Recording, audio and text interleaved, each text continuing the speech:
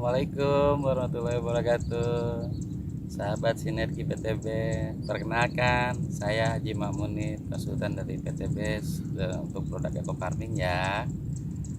Oke, pada kesempatan ini saya dari tadi lihatin HP ini banyak pertanyaan rupanya nih dari beberapa mitra atau para petani yang berkaitan dengan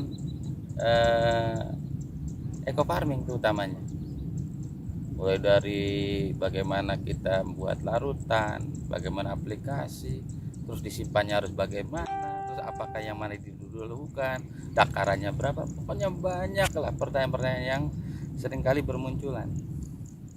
Oke, kita satu bahas dulu dari beberapa pertanyaan yang sering muncul di kita ya, di konsultan PTBS ini. Sebenarnya ini insya Allah sih kalau dengan ini bisa dibaca dengan baik, santai. Memang betul, ini kebanyakan tidak hanya petani Bapak Ibu sekalian, hampir semua karakter orang Indonesia itu utamanya ini tidak senang untuk membaca, rupanya pengen langsung nonton, langsung lihat bagaimana penjelasan lebih rincinya, begitu kira-kira. Oke, ini ada pertanyaan. Assalamualaikum, apakah ekofarming bisa dicampur dengan pestisida atau dengan pupuk kimia saat pengaplikasiannya? Ini pertanyaan menarik nih. Kenapa? Karena jujur aja, petani di kita pada umumnya sudah terbiasa dan sudah menjadi satu kebiasaan. Kalau dibilang bahwa nanam padi nih nggak pakai pupuk, nggak pakai pestisida, udah nggak usah nanam katanya. Sama aja itu kan sesuatu hal yang agak kelihatannya sulit untuk dihilangkan. Dulu zaman tahun berapa ya, tahun 80-an barangkali atau 70-an, lebih jauh lagi, orang dikenalkan pupuk kimia aja pada lari, pada gak mau, dengan alasan apa dan sebagainya. Dan itu cepat atau lambat alhamdulillah bisa diminati oleh petani pupuk kimia itu. Nah sekarang berbalik lagi nih, dengan diperkenalkan PKO, mereka juga tetap menolak dulu. Nah supaya ini bisa clear ya, antara kemauan petani, antara dengan petunjuk produk yang tadi ditanyakan, apa boleh pupuk kimia itu bisa diaplikasikan dengan eco farming? Jawabannya adalah kalau dengan pupuk kimia masih boleh, dengan catatan tidak bersamaan waktunya, tidak pada tempat yang sama ya. Jadi harus ada jeda waktu. Tapi itu kalau kita yang belum yakin loh. Kalau sudah yakin, ngapain harus beli pupuk kimia? Orang di pupuk eco farming itu sudah lengkap Bapak Ibu sekalian. Nih saya juga kebetulan bawa juga nih contoh pupuknya. Nah ini tuh, di sini udah jelas di komposisinya, ada izin Kementannya. Nah, ini ada kandungan nitrogen, itu kan urea kalau pupuk kimianya.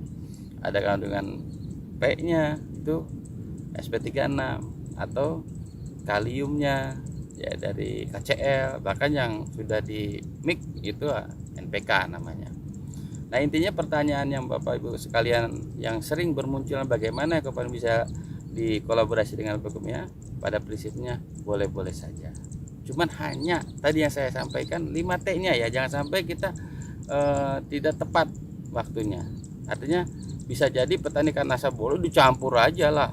Ini setelah dilarutkan langsung diaduk dengan urea, nggak begitu caranya. Tetap sesuai dengan jadwal. Ini punya jadwal, pupuk kimia punya jadwal. Yang penting kita punya rentang waktu. Nih pada umumnya nih petani kalau pupuk seperti ini rata-rata umur 10 hari untuk pupuk kimia. Paling cepatnya kadang-kadang yang rajin itu 7 hari. Nah kita di sini pupukan kedua berarti kan, dan pupuk pertamanya tadi di lahan sudah dilakukan. Nah umumnya petani di awal sebelum melakukan penanaman jarang Bapak Ibu sekalian melakukan pemupukan dasar. Nah ini masuk dong di pupuk dasar. Lalu yang kedua pada tengah-tengahnya pupuk kimia boleh, nanti dilanjut dengan pada umur 14 harinya atau 15 hari. Nanti ada pemupukan kedua biasanya petani itu untuk NPK-nya lah, misalnya kalau pertama urea biasanya. NPK biasanya pada umur 35 atau 30, 1 bulan lah. Nah ini kan masuknya di umur katakanlah nanti umur 28-30. Nah itu jangan sampai berbarengan aja Bapak Ibu sekalian. Kalau pupuk kimia itu tanggal 35 hari misalnya atau 30 aja, kita harus menyesuaikan intinya. Kalau yang 30 hari berarti ini yang ditunda dulu ke paling tidak jeda waktunya sekitar 5-7 hari. Nah, pertanyaan yang berikutnya tadi kan udah jelas, pupuk kimia no problem ya, tidak ada masalah. Cuman ya itu tadi lah yang namanya kita pakai pupuk kimia, yang terjadi pemborosan. Artinya satu hal yang sudah ada di sini kenapa ditambahkan? Tetapi ini kan namanya upaya untuk supaya petani mau dulu pakai ini. Oke lah, kita sistemnya adalah limit dengan pupuk kimia, nggak masalah. Cuman kita harus benar-benar tepat pengaplikasiannya. Tapi untuk pestisida tidak ada toleransi sebetulnya kalau untuk pengaplikasi secara bersama-sama, ya baik waktu dan tempatnya ya. Kalaupun terpaksa, kembali lagi harus ada jeda waktu juga. Pestisida itu kan racun ya, masa iya, mohon maaf ya Bapak sekalian, saya sih kadang sedih ngelihat petani itu, masa iya tanaman diracuni. Sebenarnya racun itu yang dimaksud adalah untuk membunuh hamanya. Tapi kalau hamanya ada, kalau nggak ada, meracuni tanaman dong. Makanya ngapain kita juga harus terlalu jor-joran menggunakan pestisida. Tapi saya mohon maaf, para petani, saya pesan, pestisida adalah suatu langkah terakhir, bukan langkah awal. Ingat loh, langkah awal itu kita harus menggunakan dulu dengan cara-cara yang secara teknis, misalnya pilihan bibit ataupun benih yang unggul, yang tahan hama dan sebagainya. Terus kita ada pembersihan saluran, pembersihan hama, gulma dan sebagainya. Itu satu langkah-langkah untuk mengurangi daripada serangan hama, Bapak Ibu sekalian. Hama itu kan biasanya akan senang di tempat-tempat yang memang tidak bersih lah, atau rumputnya yang benar-benar tidak terawat gitu kan. Nah itu sering kan. Yang jelas intinya bahwa eco farming dengan pupuk kimia masih bisa. Bahkan ada toleransi dari pupuk eco farming itu boleh menggunakannya dalam batas 20%. Artinya begini, ini perlu Bapak Ibu sekalian, mitra PTBS, 25 itu pengertiannya begini. Petani katakanlah 1 hektar itu menggunakan 4 kintal. Kalau 20% berarti berapa dong? 100 kintal. Nah, sering ini multi tafsir yang terjadi. Ketika 25% berarti yang 75 eco farming, bukan begitu. Eco farming tetap full. Kalau satu tutup jangan dipotong ataupun yang dikurangin, tetap aja. Cuman penggunaan pupuk ureanya kita kurang begitu. Nah, untuk pestisida ya mohon maaf saya bilang, tindakan itu tindakan terakhir.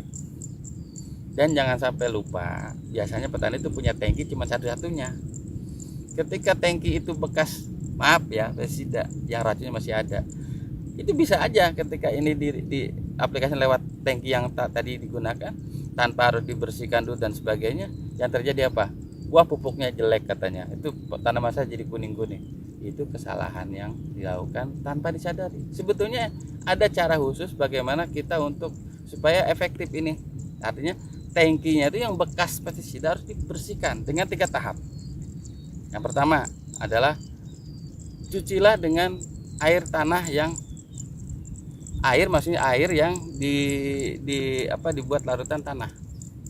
Air tanah yang memang dilumpurkan gitu. Supaya tujuannya kenapa harus dengan tanah? Karena tanah itu salah satu media yang bisa menetralisir bahan kimia. Cuman rentang waktunya yang memang ada yang mungkin 1 jam atau 2 jam, atau ya minimal dengan tanah itu sama aja. Mohon maaf nih ya, kalau kata Ustadz untuk najis mogolado itu harus pakai tanah. Ya mungkin inilah inspirasinya bahwa tanah itu bisa menetralisir. Yang kedua itu gunakan air sabun ataupun air deterjen ataupun sejenisnya untuk membersihkan tanah-tanah yang menempel, bisa bersih kembali sekaligus untuk membunuh bakterinya. Termasuk virus-virus aja bisa ini dengan deterjen. Yang terakhir, sterilisasinya dengan apa? Dengan air panas. Ketika tahapan dilakukan tanpa harus beli tangki yang baru. Ya syukur-syukur petaninya siap untuk menghadapi semuanya dengan beli tangki baru, pupuknya baru, kaosnya baru lah misalnya, dan sebagainya. Jadi intinya pertanyaan tadi bahwa eco farming masih bisa digunakan atau dengan pupuk kimia. Adapun dengan pestisida, ingat, pestisida bukan satu-satunya cara untuk pengendalian, terkecuali kalau melebihi batas ambang ekonomi. Jadi bisa saja kita gunakan eco farming, lalu pada kondisi tertentu kena serangan namanya sangat-sangat luar biasa, ya silahkan, itu udah terakhir pilihan. Daripada kita gagal panen, lebih baik kita upayakan dulu. Oke, para petani Indonesia, saya kira untuk menjawab semua yang tadi dikatakan, bagaimana dengan eco farming ini bisa dikolaborasi dengan pupuk kimia atau tidak, jawabannya boleh. Dengan pestisida hanya pilihan terakhir saja, bukan berarti belum apa-apa semprot. Nah ini hal yang memang perlu kita edukasi para petani. Jangan sampai tetangganya nyemprot ikut nyemprot. Nah itu yang jadi masalah. Oke, sahabat petani sinergi, kita cukupkan di sini dulu. Kita nanti lanjutkan dengan pertanyaan berikutnya. Saya akhiri dan sampai jumpa. Mudah-mudahan bermanfaat. Salam petani cerdas, lahan subur, petani. Assalamualaikum warahmatullahi wabarakatuh.